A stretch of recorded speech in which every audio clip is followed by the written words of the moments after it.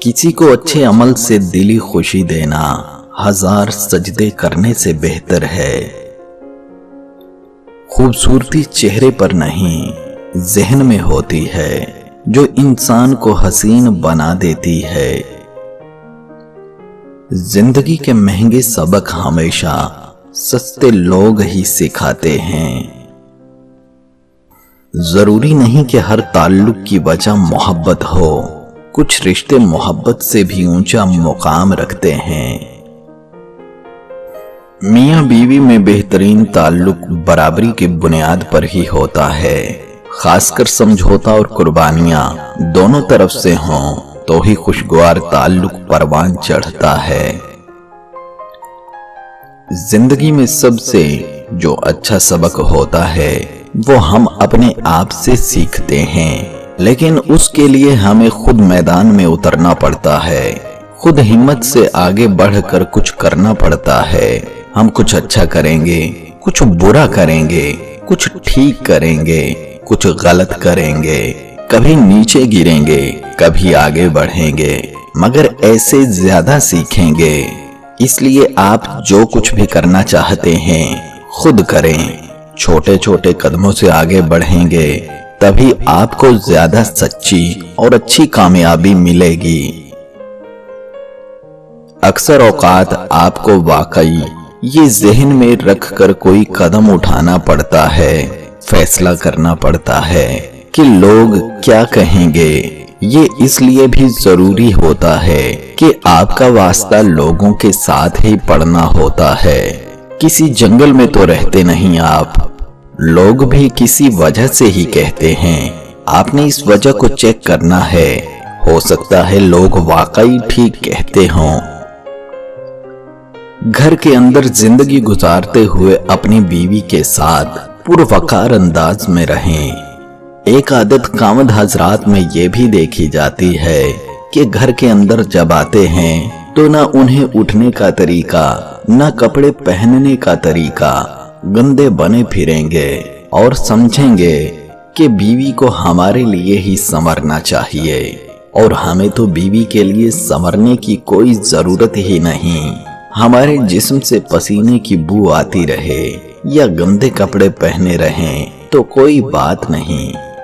दोस्तों, कुछ लोगों के मुंह से तो सिगरेट की बदबू ऐसी आती है कि 10 फीट के फासले पर बैठे हुए बंदे को भी नफरत हो जाती है। मालूम नहीं उनकी बीवियां उनके साथ घरों में कैसी जिंदगी गुजारती होंगी।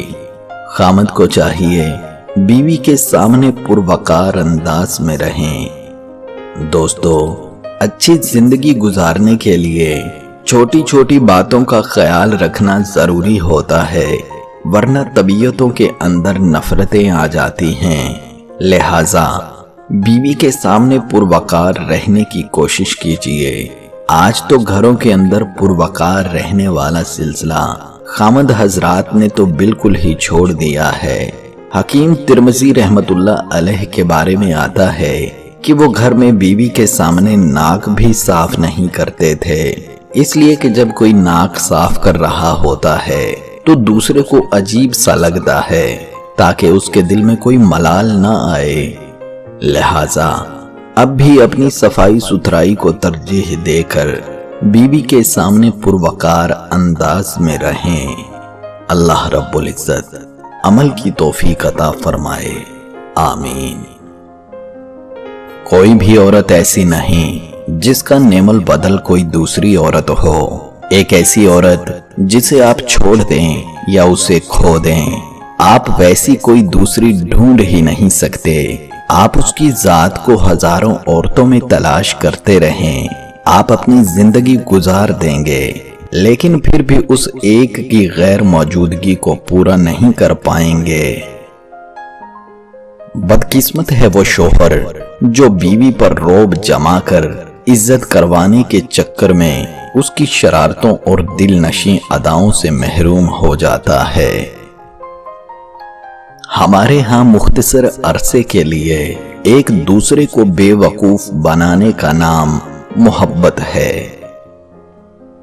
दुनिया का बेहतरीन तज्जिया कार वो है جو اپنی ذات کا تجزیہ کرنا جانتا ہو۔ کچھ لوگوں کی امیری بھی سمجھ نہیں آتی، کتا اور بلی خود پالتے ہیں اور بچے نوکرانی پالتی ہے۔ لوگ لباس دیکھنے میں اتنے مصروف ہیں کہ اخلاق دیکھنے کا وقت ہی نہیں ہے۔ عورت اپنے شوہر سے اس وقت تک لڑتی رہتی ہے جب تک اس سے پیار کی امید ہوتی ہے۔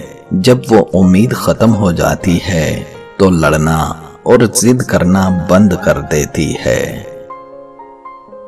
عقل اور دلیل کے منکر کے ساتھ بحث مردہ آدمی کو دوائی دینے کے مترادف ہے۔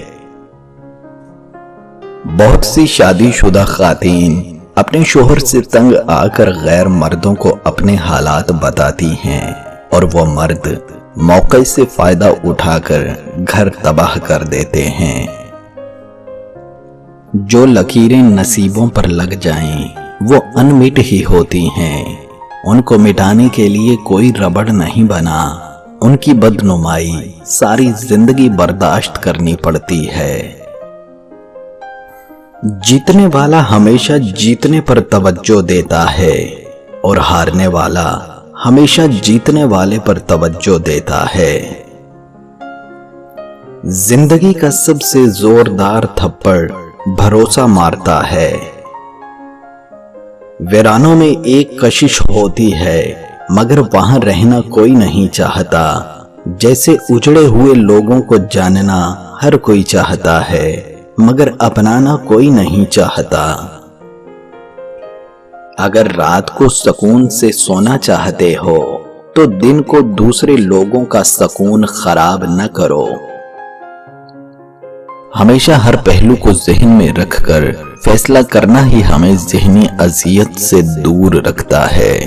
خاص کر لوگ کیا کہتے ہیں اس والی بات کو چھوڑ کر کون سے لوگ کیا کہیں گے اس پر توجہ دینا لازمی بات ہے۔ ناکام ہونے سے پہلے ہی اس بارے سوچنا اور پریشان ہو جانا نہ صرف ہمارا فوکس خراب کرتا ہے بلکہ اندر ہی اندر ہمارے حوصلے کو بھی نچوڑتا جاتا ہے۔ اس لیے جب بھی کسی کام کے شروع کرنے کا پلان ہو تو اپنا سارا فوکس کامیابی کے سٹیپس کی طرف رکھیں۔ مزید یہ کہ اپنا پلان بھی پہلے سے سوچ کر رکھیں، کیونکہ ایک منصوبہ ناکام ہو تو دوسرا چل جاتا ہے اور یہ پارٹ آف دی گیم ہے۔ اصل بات خود کو پریشان کیے بغیر اپنی منزل کی طرف گامزن رہنا ہوتا ہے۔